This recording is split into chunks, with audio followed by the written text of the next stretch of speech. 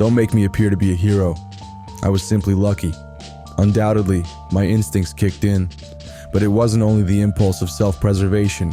If I hadn't experienced this terrible fear that the children were in danger and needed to be saved, I wouldn't have run and just stayed there to watch the tsunami on the beach. In general, we opted to spend our first holiday in Asia during the winter. Normally we go skiing, but this time we decided to break the rule. We arrived at the hotel in the evening, situated on mountain terraces with our beautiful villa just steps away from the beach. After checking in, I took a stroll to familiarize myself with the surroundings, while my wife promptly booked a massage appointment. Despite my skepticism about her early morning plans, she remained determined. The next day, as we gathered for breakfast, my wife headed for her massage, while the kids and I prepared to hit the beach. Hurrying down the stairs, we paused briefly at the playground before reaching our destination. However, just as we approached the cabins, I noticed something alarming. A towering wall of water on the other side of the house, higher than the one-story structure itself. Panic ensued as I instinctively scooped up both children and sprinted to higher ground, navigating terrace stairs and dodging debris. The terrifying sound of the approaching wave fueled my adrenaline-fueled escape, with the fear of being engulfed by its impending force driving me onward. Miraculously, we reached a higher level, where others stood frozen in fear, watching the approaching disaster unfold. They thought it won't get them, but on the other hand, they realized that they had to run, but they couldn't move, and everybody's eyes were like, terrified. Yeah.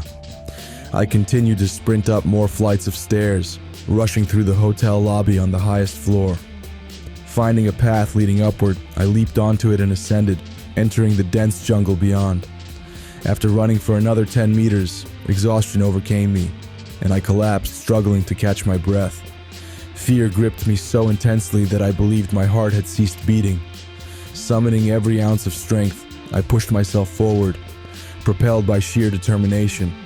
Within moments, the wave reached almost to the summit, prompting a frantic exodus from the hotel. Amidst the chaos, horrifying injuries were sustained. The sight was surreal and shocking, leaving many in a state of disbelief and utter bewilderment. My next task was to locate my wife.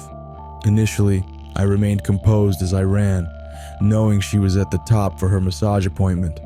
However, now with the children and me up there, and her whereabouts uncertain, I felt a surge of relief when she emerged shortly afterward. Clad in a single towel, she witnessed the chaos below and swiftly descended to search for us. Upon reaching the third level, she encountered a scene of devastation. Our cabin was gone, replaced by floating debris and remnants of the roof. Despite injuring her foot in the process, she bravely navigated through the wreckage, encountering the grim sight of bodies amidst the water. Determined to find us, she declared, "I decided to look for you first among the living, and then among the dead." With a sense of urgency, she hurried back upstairs to reunite with us.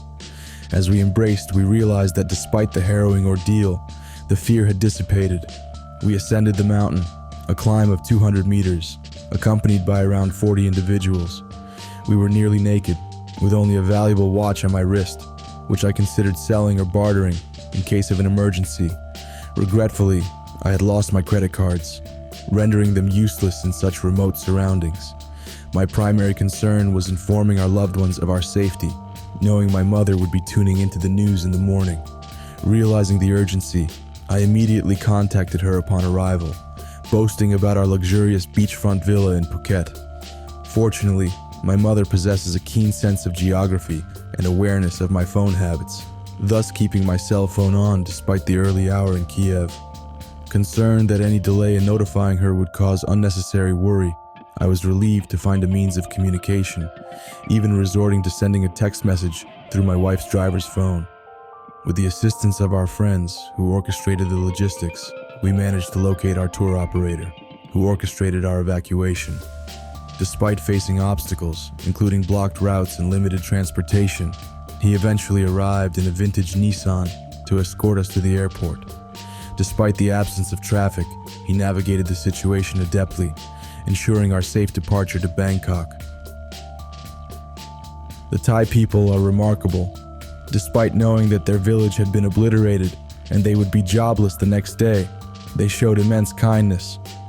For 2 days and nights, they stood by us, many of them injured, but still doing everything they could to assist.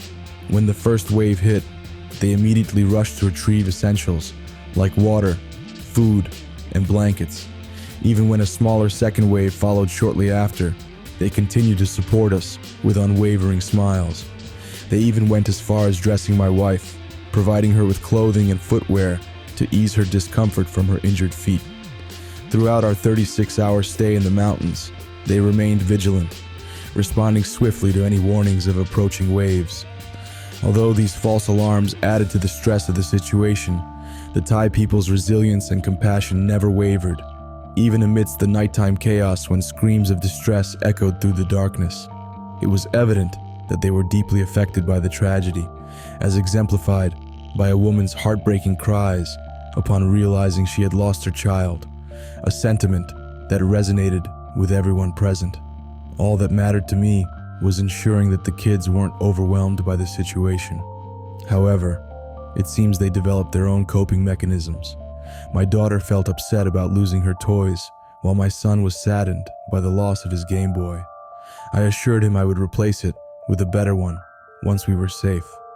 Later, we noticed our son awake at night, and we worried he might be distressed. Yet, he surprised us by dreaming about what type of Game Boy I would buy him next. His innocent anticipation brought us immense relief amidst the chaos.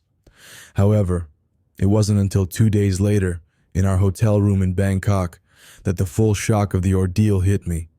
Seeing the kids sleeping peacefully made me realize how close we came to tragedy, and I couldn't shake the fear of what might have happened if I hadn't acted quickly enough.